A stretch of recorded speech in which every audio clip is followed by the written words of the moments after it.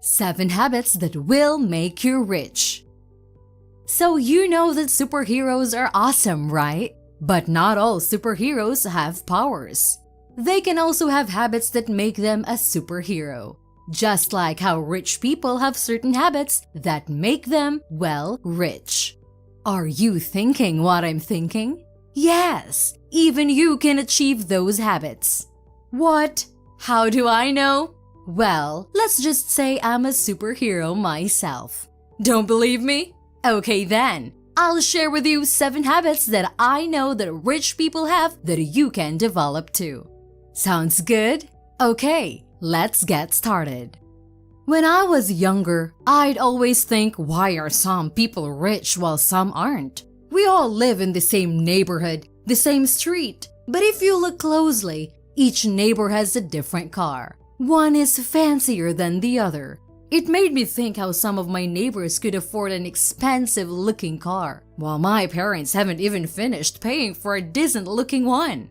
How much do they have? How can some people who live in the same neighborhood with the same number of hours in a day live such different lives from each other? Because of that, I developed an interest in what they do to be so successful in life. I got so obsessed that I started reading a lot of books that have many different success stories from individuals around the world. Eventually, I started noticing a pattern of habits that most successful people have that they included in their everyday lives. So I engaged in learning what the secret was to their success. First, I started reading a lot of books about different kinds of success in the world. I began noticing a pattern. I started to see traces of habits that they had that were a big part of their success. 10 years ago, I found a book that has everything I was studying for. Rich Habits: The Daily Success Habits of Wealthy Individuals, written by Tom Corley. This study is about 200 wealthy people and about 100 poor. It compared how their habits differ from one another. With this observation, they were able to identify at least 7 habits that the rich people have that led to their success in life. Do you still want to know? Really? Great! First, we have persistence. Okay, I know what you're thinking. That's a personality trait, not a habit. But believe me when I say that you can still learn this and use it to your advantage. In a book called The Dip, written by marketing master Seth Godin, persistence is a very valued topic. Rich people tend to continue and keep going even after facing different difficulties. Some people would have given up, right? So what makes the rich keep going? Simple. It's because they know that good things take time. They knew that the road ahead of their journey wouldn't be an easy and steady one. They're willing to go through the bumpy ride because they know that at the end of the rainbow lies a pot of gold. In their case, success. Although we see people like Mark Zuckerberg or Kevin Systrom have it easy and get rich at such a young age, becoming a multimillionaire isn't as easy as it looks. It would take you approximately 30 years or more to get rich. Only 4% of people can get that 7-figure net worth in just 27 years or less. So if you want to be a part of that 4%, persistence and patience is the key to your success. Next on our list is setting specific and attainable goals. When we say goals, what comes to your mind? Is it just being able to live a comfortable life? Or maybe becoming a multimillionaire in a few years? Or maybe just being able to buy things that you've always wanted? Unconsciously, we humans always set goals for ourselves most of the time when we think of the future. But the thing is, some goals are so unrealistic that they're quite hard to achieve. Some goals are ambiguous, and in the long run of your journey, you doubt yourself and give up. Just like how people set unrealistic goals for themselves. Some people who work a minimum wage and dream of retiring with a lot of money are what you call unrealistic. If you're one of those people, you have to change your view. Because of that, some people's financial goals are a big part of why many of them are not getting rich. If you ask them what their goals are, they tell you that their goal is to retire at the age of 60, or that they want to make 6 or 7 figures in the future. The thing is, this is a bland plan. Wouldn't you agree? It's a pretty boring financial lifestyle. Unlike those people, the rich set their perspective on a more solid plan for their life.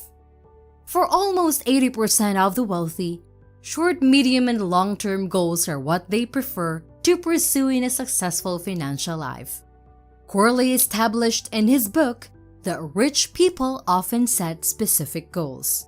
Their goals are more realistic than the ones of wanting to retire with a lot of money. Those people plan out their decisions and actions to get the best outcome. Instead of being one of those who say they want to be a millionaire within the year, think of a more realistic and feasible plan for your career. You've got to have an effective and SMART goal framework for yourself. For example, SMART goal framework helps your goal to be specific and realistic and simply helps you achieve it. It also helps get those booming results and is more attainable than visualizing irrational ideas of becoming rich. Thirdly, having mentors. Okay, I've got to admit, finding that one person that you can spend the rest of your life with can be really difficult to find. But you know what's more difficult? Having to find the best mentor you can have to guide you to success. With 71%, 500 companies and more usually engage in mentorship programs to ensure the ability of their staff because it's important and a big part of their company's success. They believe that maintaining good relationships with the mentors and attendants would enhance their performances and innovation within the company. An attendant is more likely to get promoted if they've got a mentor. Although that does sound good, the greatest part of having a mentor is that you've been given an asset. You won't have to go through different experiences or go through different jobs just to succeed in life. With the help of your mentors, you can easily think of better ways to achieve success, save time, and avoid mistakes that your mentors did. Harvard Business Review in 2016 shows that 84% of CEOs are in their positions now with the help of their mentors. They help them plot out their success and gravely avoided mistakes. Speaking of mistakes, don't tell me you haven't subscribed to our channel yet? No? Well, step 1 in avoiding mistakes is to hit like and subscribe. Click the notification bell to get you notified too. I have more interesting stories and tips to help you with. I'm sure you wouldn't want to miss those. Alright, back to the video. Being positive. In Corley's observation, rich people tend to have a positive vibe around them, always energetic and happy. While some might get annoyed to see them so happy with their fortune, spending so much, it's a nice outlook to be positive in life.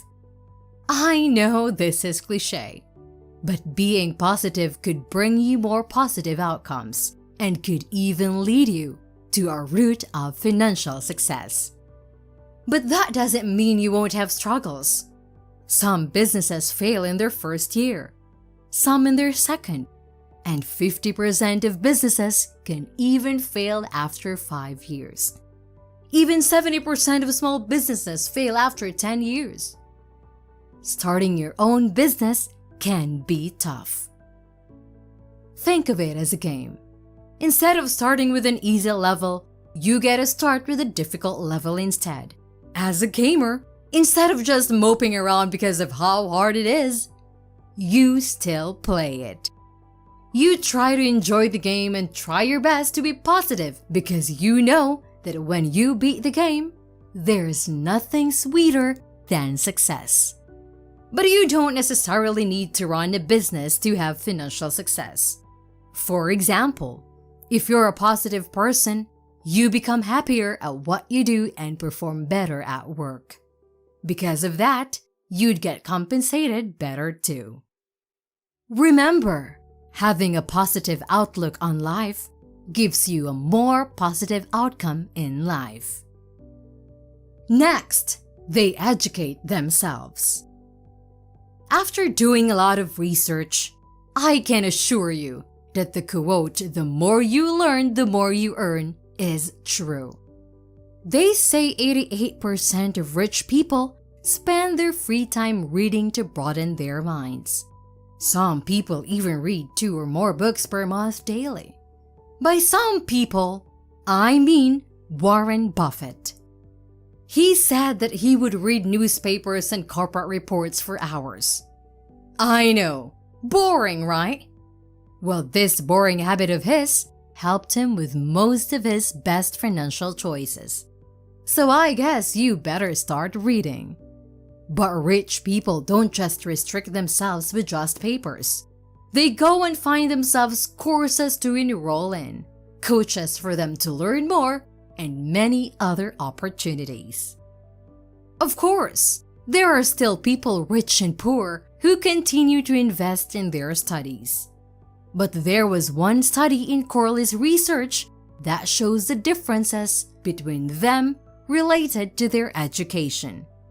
Rich people can render and use the information they've learned and practice them, while the poor can't. Wealthier people have a habit of prioritizing their education and using what they've learned to their advantage to make their lives successful. Sixth on the list, avoiding lifestyle creep. As much as you should avoid creeps, no, this isn't someone who qualifies as a stalker or anything. A lifestyle creep is someone who does discretionary spending whenever their income increases. Wealthier people know better than to avoid these types of individuals. The thing is, for a normal person to suddenly receive a great amount of income, they usually spend that amount to experience a lavish time, even if it means not having any savings for the end of the month. For example, when you get promoted at your work or have been given a raise, the first thing that comes to you is to use that money to go on vacations, or buy something really expensive and tell yourself that it's a treat because of how hard you've been working. That's one of the main differences that separate the rich and the poor. Instead of spending the money that they have or receive, they save it and carefully invest in things or resources that could help their futures and maintain their present lifestyle. Have you ever heard of delaying gratification? It's an act of refusing to take or receive a reward, hoping that there would be an even bigger reward later on.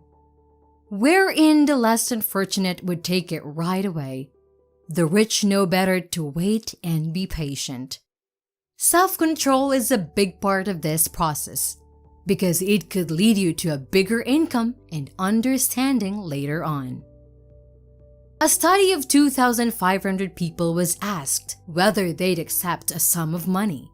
They'd either receive $500 on the same day, or they could wait and receive a larger amount after maybe a few days, weeks, months, or after a year. Using an algorithm machine, the results were that more people would wait for the delay than receive a lesser income. So if you wish to be rich, you've got to restrain yourself and learn how to self-control.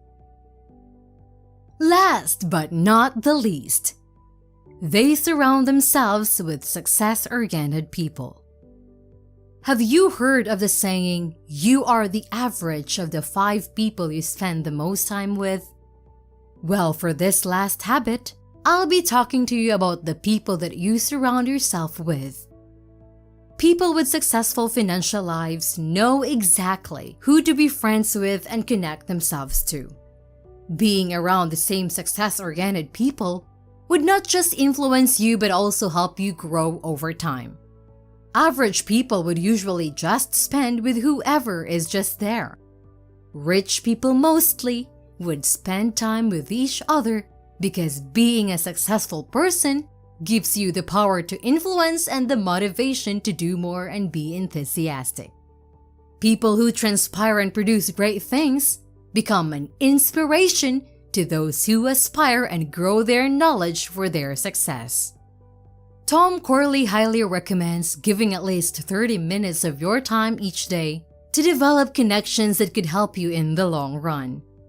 It could either be giving out suggestions on what to wear, or simply just being there to accompany a friend. It doesn't hurt to listen and be a companion once in a while. You'll never, maybe the next time you run a business of any sort, they'd be your biggest supporter. See, I told you, I have superpowers. That's it for this video. Thanks for watching. If you want to know more tips on how to become successful, then subscribe to Quantum Habits and tune in to our next video. This has been your daily dose of successful tips. See you again next time!